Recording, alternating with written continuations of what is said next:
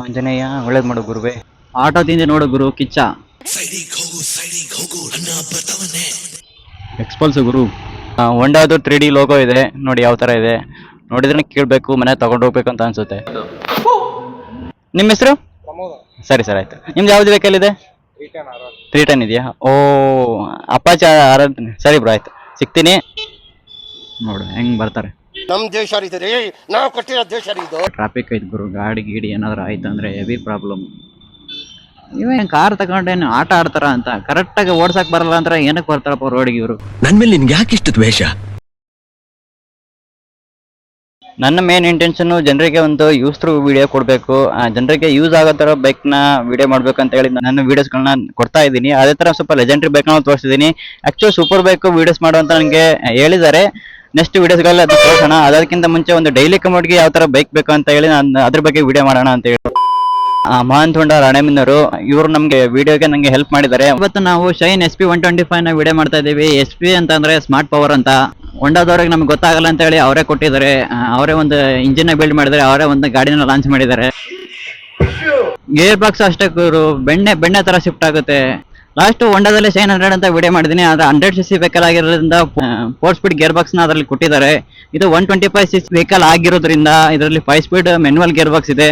ಒಂದು down shift, ಅದಾದ್ಮೇಲೆ 4 up shift ಮಾಡ್ಕೋಬಹುದು. ನಮಗೆ ಡೈಲಿ ಕಮ್ಯೂಟ್ಗೆ ಒಂದು ಬೆಸ್ಟ್ ಬೈಕ್ ಅಂತ ಅಂದ್ರೆ 100cc ಬೈಕ್ಗಳು ನಿಮಗೆ ತುಂಬಾ ಯೂಸ್ಫುಲ್ ಆಗುತ್ತೆ. 125cc ಬೈಕ್ಗಳು ಏನಕ್ಕೆ ಯೂಸ್ ಆಗ್ತವೆ ಅಂತಂದ್ರೆ ಇಂಜಿನ್ ರಿಫೈನ್ಮೆಂಟ್ ಗುರು. ಹೋಂಡಾ ಇಂಜಿನ್ ಬಗ್ಗೆ ಮಾತೇ ಆಡಂಗಿಲ್ಲ. ಇಂಜಿನ್ಗೆ ಬರ್ತೈತೆ ಅಂದ್ರೆ 124cc air cool 4 stroke SI engine ಇದೆ. ಆಲ್ಮೋಸ್ಟ್ 11 bhp ಇದೆ, 11 Nm ಟಾರ್ಕ್ ಇದೆ. ಈ ತರ ನಮ್ಗೆ ಟೆಸ್ಟರ್ ವೆಹಿಕಲ್ ನ ಕೊಡ್ತಾ ಇದಾರೆ ಅಂದ್ರೆ ಓನರ್ಗಳು ಅದರದ ಮ್ಯಾನೇಜರ್ಗಳಿಗೂ ತುಂಬಾ ರಿಸ್ಕ್ ಅಲ್ಲಿ ಕೆಲಸ ಮಾಡ್ತಿರ್ತಾರೆ. ಈ ವೆಹಿಕಲ್ ಗಳಿಗೆ ರಿಜಿಸ್ಟ್ರೇಷನ್ ಆಗಿರಲ್ಲ. ಇಂಥ ವೆಹಿಕಲ್ ಗಳನ್ನ ನಮ್ಮ ಹತ್ರ ಕೊಟ್ಟು ವಿಡಿಯೋಸ್ ಮಾಡ್ತಾ ಇದಾರೆ ಅಂದ್ರೆ ಅವ್ರಿಗೊಂದು ಟ್ಯಾಂಕ್ಸ್ ಅಂತಾನೆ ಹೇಳ್ಬೋದು. ಒಂದು ಮೊಳೆ ಹೊಡೆದು ಕೊಡು ಅಂದ್ರೆ ಹರಿಕತೆ ಹೇಳ್ತಾ ಇದೆಯಾ? ನೆಕ್ಸ್ಟ್ ಇದ್ರದ್ದು ಹೆಡ್ಲೈಟ್ ಗೆ ಬರೋದೈತೆ ಅಂದ್ರೆ ಇದರಲ್ಲಿ LED ಹೆಡ್ಲೈಟ್ ಕೊಟ್ಟಿದ್ದಾರೆ. ಅದಾದ್ಮೇಲೆ ಇಂಡಿಕೇಟರ್ ಹ್ಯಾಲೋಜನ್ ಅಲ್ಲಿ ಇದೆ. ಅದಾದ್ಮೇಲೆ ಬ್ಯಾಕ್ ಇಂಡಿಕೇಟರ್ ಮತ್ತೆ ಟೈಲ್ ಲೈಟು ಎಲ್ಲ ಹ್ಯಾಲೋಜನ್ ಅಲ್ಲಿ ಇದೆ. ಮ್ಯೂಸಿಕ್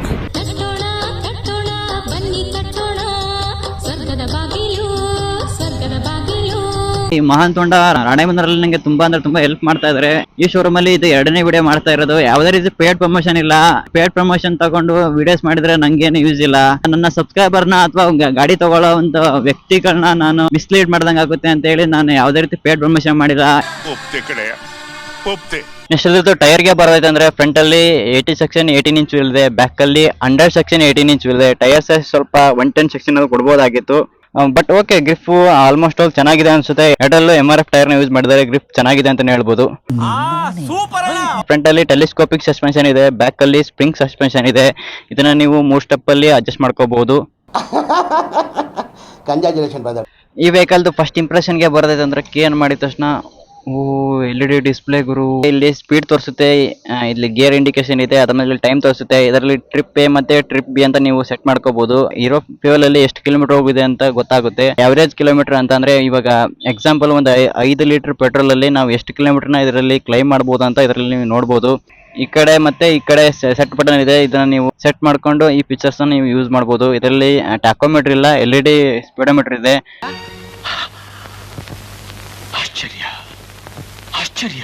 ನೆಕ್ಸ್ಟ್ ಇದ್ರದ್ದು ಮಿರರ್ ಗೆ ಬರೋದಾಯ್ತು ಅಂತಂದ್ರೆ ಇದು ಮಿರರ್ ನ ಯಾವ ಕಡೆ ಬೇಕು ಕಡೆ ಅಡ್ಜಸ್ಟ್ ಮಾಡ್ಕೋಬಹುದು. ಮಿರರ್ ಸ್ವಲ್ಪ ದೊಡ್ಡದಾಗಿರೋದ್ರಿಂದ ವಿಸಿಬಿಲಿಟಿ ಚೆನ್ನಾಗಿರುತ್ತೆ. ಹಿಂದೆ ಬರೋರ್ ಭವಿಷ್ಯನ ನೀಟಾಗಿ ಕಾಣಿಸುತ್ತೆ. ಅರ್ಥ ಆಯ್ತು ಅನ್ಸುತ್ತೆ. ನೆಕ್ಸ್ಟ್ ಅದ್ರದ್ದು ಸ್ವಿಚ್ ಗೆ ಬರೋದೈತೆ ಅಂದ್ರೆ ಲೆಫ್ಟ್ ಅಲ್ಲಿ ಆರೆಂಜ್ ಸ್ವಿಚ್ ಇದೆ, ಆದ್ಮೇಲೆ ಟರ್ನ್ ಇಂಡಿಕೇಟರ್ ಸ್ವಿಚ್ ಇದೆ, ಅದಾದ್ಮೇಲೆ ಇಲ್ಲಿ ಪಾಸಿಂಗ್ ಸ್ವಿಚ್ ಕೂಡ ನೀವು ನೋಡಬಹುದು. ಅದಾದ್ಮೇಲೆ ರೈಟ್ ಅಲ್ಲಿ ಬರೋದೈತೆ ಅಂದ್ರೆ ರೈಟ್ ಅಲ್ಲಿ ಹಿಲ್ ಸ್ವಿಚ್ ಇದೆ. ಇದು ಇವಾಗ ಆಫ್ ಅಲ್ಲಿ ಇದೆ. ಆನ್ ಮಾಡಿದ್ರೆ ಗಾಡಿ ಸ್ಟಾರ್ಟ್ ಆಗುತ್ತೆ. ಇಂಜಿನ್ ಸ್ಟಾರ್ಟ್ ಆಯ್ತಾ? ಸ್ಟಾರ್ಟ್ ಆಗಿದ್ದೆ ಗೊತ್ತಾಗ್ಲಿಲ್ಲ ನಂಗೆ.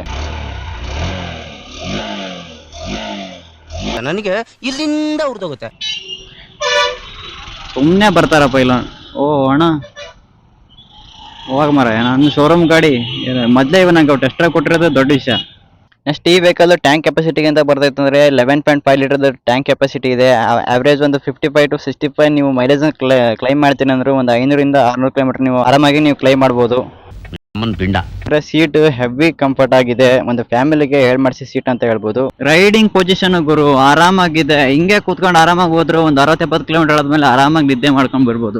ಏನಾದ್ರು ಪ್ರಾಬ್ಲಮ್ ಹೇಳೋದಾಯ್ತು ಅಂದ್ರೆ ಇದು ಒಂದು ನಾರ್ಮಲ್ ಆಗಿ 125cc ಇದರಲ್ಲಿ ಎಷ್ಟು ಪ್ರಾಬ್ಲಮ್ಗಳು ಹೇಳಿದ್ರು, ಎಷ್ಟು ಚೆನ್ನಾಗಿರೋ ಪಾಯಿಂಟ್ಸ್ ಗಳನ್ನ ಹೇಳಿದ್ರು ಕೂಡ ನಾನು ಡೈಲಿ ಬೇಸಿಸ್ ಅಲ್ಲಿ ಈ ತರ ಗಾಡಿ ತಗೊಂಡೇ ತಗೋತೀನಿ ಅಂತ ಹೇಳಿ ಎಲ್ಲರೂ ತಗೋತಾರೆ. ಎಷ್ಟು ಪ್ರಾಬ್ಲಮ್ ಹೇಳಿದ್ರು ಒಂದು ಮ್ಯಾಟರ್ ಆಗಲ್ಲ, ಒಂದು ಪಾಸಿಟಿವ್ ಒಂದು ಮ್ಯಾಟರ್ ಆಗುತ್ತೆ. ನಾನು ಗಾಡಿ ತಗೊಂಡು ಮೇಂಟೈನ್ ಮಾಡ್ತೀನಿ ಅನ್ನೋದೇ ಒಂದು ಮ್ಯಾಟರ್ ಆಗುತ್ತೆ. ಗಾಡಿ ತಗೊಂಡ್ಮೇಲೆ ಒಂದು ಸ್ಯಾಟಿಸ್ಫ್ಯಾಕ್ಷನ್ ಅನ್ನೋದು 100% ನಾನು ಕೊಡ್ತಾರೆ.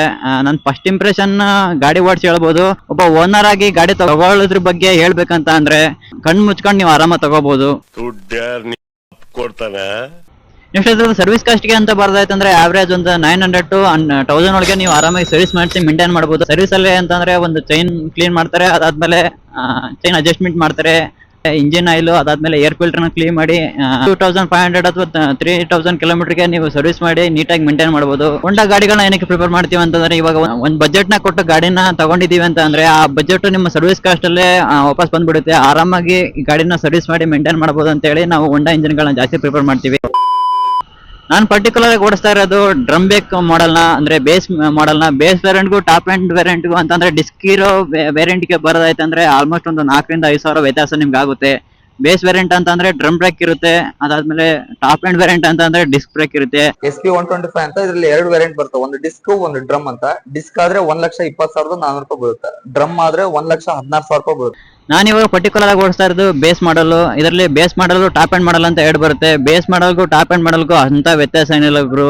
ಬೇಸ್ ಮಾಡಲ್ ಅಂತ ಅಂದ್ರೆ ಫ್ರಂಟ್ ಅಲ್ಲಿ ಡ್ರಮ್ ಬ್ರೇಕ್ ಬರುತ್ತೆ, ಟಾಪ್ ಎಂಡ್ ಮಾಡಲ್ ಅಂತ ಅಂದ್ರೆ ಫ್ರಂಟ್ ಅಲ್ಲಿ ಡಿಸ್ಕ್ ಬ್ರೇಕ್ ಮತ್ತೆ ಕ್ಯಾಲಿಫರ್ ಬರುತ್ತೆ. ಶೈನ್ SP 125 ನ ತಗೋತೀವಿ ಅಂತ ಅಂತಂದ್ರೆ ಒಂದು 5,000 ಜಾಸ್ತಿ ಆದ್ರೂ ಪರವಾಗಿಲ್ಲ. ಇದರಲ್ಲಿರೋ ಫ್ರಂಟ್ ಡಿಸ್ಕ್ ವೇರಿಯಂಟ್ ಗೆ ನೀವು ಅಂದ್ರೆ ಟಾಪ್ ಎಂಡ್ ವೇರಿಯಂಟ್ ಗೆ ನೀವು ತಗೊಳ್ಳೋದು ಉತ್ತಮ. ಯಾಕಂದ್ರೆ ಬ್ರೇಕಿಂಗ್ ಅಲ್ಲಿ ನೆಕ್ಸ್ಟ್ ಲೆವೆಲ್ ಕಾನ್ಫಿಡೆನ್ಸ್ ಆಗಿರ್ಬೋದು, ಆರಾಮಾಗಿ ವೆಹಿಕಲ್ ನೀವು ಹೋಲ್ಡ್ ಮಾಡಬಹುದು. ದಾರಿ ಬಿಡೋಣ, ನಾನು ಹೋಗ್ತೀನಿ. ನೆಕ್ಸ್ಟ್ ಈ ವೆಹಿಕಲ್ ಕಲರ್ ಗೆ ಬರುತ್ತೆ ಅಂದ್ರೆ ಇದರಲ್ಲಿ ಆಲ್ಮೋಸ್ಟ್ ಒಂದು 5 ಕಲರ್ ಬರುತ್ತೆ ಗುರು. ಇದರಲ್ಲಿ 5 ವೇರಿಯಂಟ್ ಬರ್ತಾವ, 5 ಕಲರ್ ಬರ್ತಾವ ಇದರಲ್ಲಿ. ಹಂಗೇನಾದ್ರೂ ನೀವು ಇನ್ಫಾರ್ಮೇಶನ್ ಬೇಕಾದ್ರೆ Mahant Honda Ranebennur Venkateshwara petrol bunk NV hotel ಹತ್ರ. ನೆಕ್ಸ್ಟ್ ಈ ವೆಹಿಕಲ್ ಗೆ ಕಾಂಪಿಟೇಷನ್ ಅಂತ ಬರುತ್ತೆ. TVS ಅಲ್ಲಿ ರೈಡರ್ 125, ಅದಾದ್ಮೇಲೆ ಹೀರೋ ಎಕ್ಸ್ಟ್ರೀಮ್ 125. ಆ ವೆಹಿಕಲ್ ಗೆ ಕಂಪೇರ್ ಮಾಡ್ಕೊಂಡ್ರೆ ಇಂಜಿನ್ ಮತ್ತೆ ಮೇಂಟೆನೆನ್ಸ್ ಅಲ್ಲಿ ಈ ವೆಹಿಕಲ್ ನ ನೀವು ಆರಾಮಾಗಿ ಮೇಂಟೈನ್ ಮಾಡಬಹುದು. ಜಾಸ್ತಿ ಪ್ರಾಬ್ಲಮ್ಗಳು ಬರ್ದೇ ಇದ್ರೂ ಒಂದು ಸರ್ವಿಸ್ ಕಾಸ್ಟ್ ಅಂತ ಬಂತ ಅಂದ್ರೆ ಮತ್ತೆ ಅದ್ರದ್ದು ಫ್ಯೂಯಲ್ ಮೈಲೇಜ್ ಗಿಂತ ಬಂತಂದ್ರೆ ಆ 2 ವೆಹಿಕಲ್ ಗಳಿಗಿಂತ ಬೆಟರ್ ಆಪ್ಷನ್ ಈ ವೆಹಿಕಲ್ ಅಂತ ಹೇಳ್ಬೋದು.